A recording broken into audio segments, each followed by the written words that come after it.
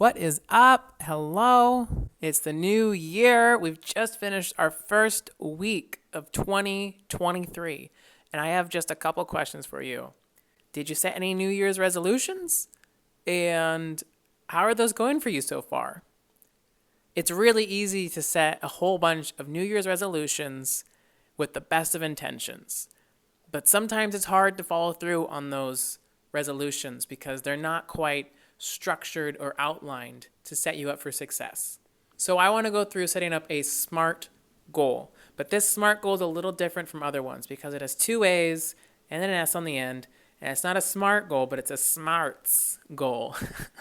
So let's go through the letters one by one and talk about each.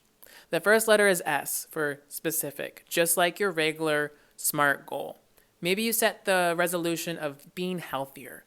What does being healthier look like to you? It looks different to every single person. Some people might be thinking about more fruits and vegetables. Some people might be thinking about more sleep. Some people might be thinking of cutting out toxic relationships. What does being healthy look like to you? Let's use the example of getting more steps in every single day. Okay, that's great, but can we be more specific than getting more steps? How many steps? Let's say 7,000. We're going to get 7,000 steps in every single day. That's our New Year's resolution, right? Okay, great. We've been very specific.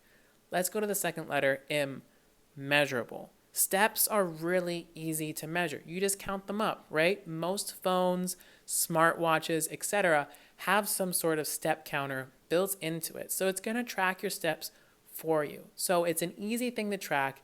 And it is very measurable. And you can track your progress from wherever you are. Maybe you're only getting 3,000 steps a day as you work and build up to that 7,000 steps every single day, right?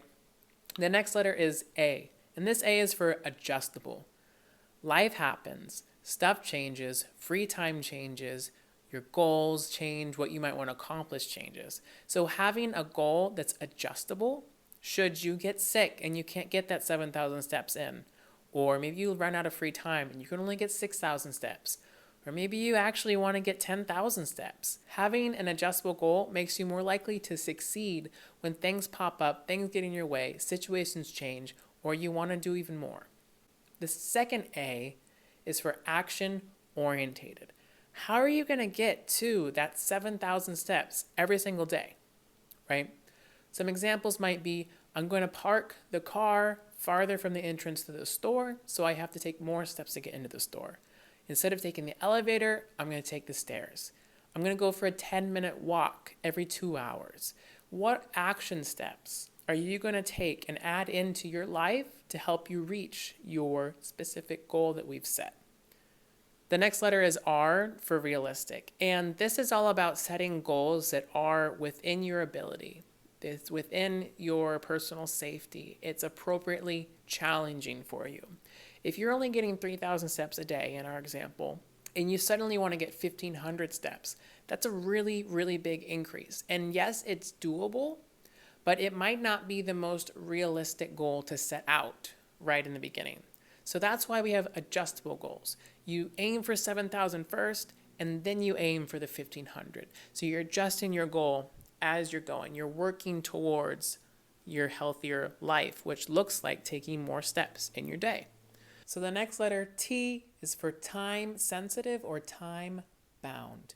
Giving yourself a reasonable start date and ending date is really important for keeping yourself accountable, motivated, and giving you more drive to actually accomplish your goal. It's important to set a realistic start date. If you know you're not actually going to be able to start doing whatever the goal is you're setting out to do tomorrow, next week, then don't set those dates as your start date.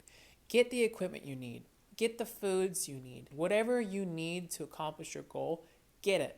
Get it put in place. In cooking, we call it mise en place, and it's when you get all your ingredients and equipment ready before you start cooking. The same thing applies to setting goals. Get everything you need to accomplish your goal ready before you begin. And then once you've found an appropriate start date, think about an end date. how much time do you want to give yourself to accomplish this goal? For our example of the 7,000 steps daily, let's give ourselves 4 weeks to accomplish this goal. So if we're starting at 3,000 steps every single day, each week we're going to increase by 1,000 steps. And after 4 weeks, we'll be at 7,000. But here's where that A comes in for adjustable. If 1 week getting an extra 1,000 steps just isn't there for you, it's just not possible, then maybe it's only a 200 step increase. That's why we keep our goals adjustable to fit changes in life. And because we're only doing a 200 step increase that 1 week, we now need a 5th week. And that's okay. We're adjusting our goal to accommodate life changes, life situations, but we're still making progress and we're still working towards accomplishing whatever we're setting out to do. And the last letter is S for self-determined, right? I'm coming on here, I'm giving you an example of taking more steps daily. That's my example. You need to set goals that fit into your life, your situation, your goals, what you want to accomplish. So when I say self-determined, it's not watching some YouTube video where they're saying, you need to do these 10 things in the new year to be the best you. Because you're not determining that those are the best things for you. If you agree with them, if you think all those 10 things are going to be good for you, go ahead and do them. I'm sure most of them are great. But if there's one you're like, that just doesn't quite sit with my life, my situation, what I believe in, then don't do it. When things are self-chosen, self-directed, you have a lot more motivation and drive to actually accomplish them. So let's run through those letters one more time. S for specific. Make the goal as precise as possible so you can actually know what you're working towards. M for measurable. How are you going to know that you're working towards this goal or actually accomplishing what you're setting out to do? A for adjustable. Things happen, situations change. Be kind to yourself. Give yourself some wiggle room. If you're sick 1 week, then you're going to lower that goal, okay? Maybe not 7,000 steps when you're sick. Maybe only 3,000, okay? Be kind to yourself so you can set yourself up for success.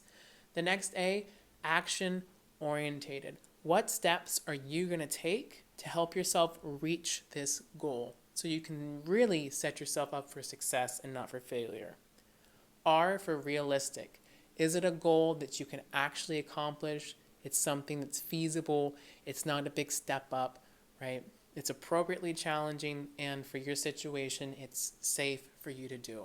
T for time sensitive or time bound. When do you want to start? How much time do you want to give yourself? And when do you want to finish by? This is going to keep you accountable and motivated. And knowing how much time you have to accomplish a goal lets you see if the progress you're making is sufficient to meet your deadline. And if not, you can adjust it. And the last letter, S, for self-determined. It needs to be a goal that really sits with you. It needs to be relevant to your life, something that you've chosen, something that you actually want to do. I hope that setting SMAARTS goals is more beneficial than setting SMART goals and helps you achieve all of your New Year's resolutions and have the most successful year you've ever had. I'll put the example goal we set today down in the description for you to look over and comment any questions you might have about this process. And I'm going to close this video by wishing you a very happy New Year's.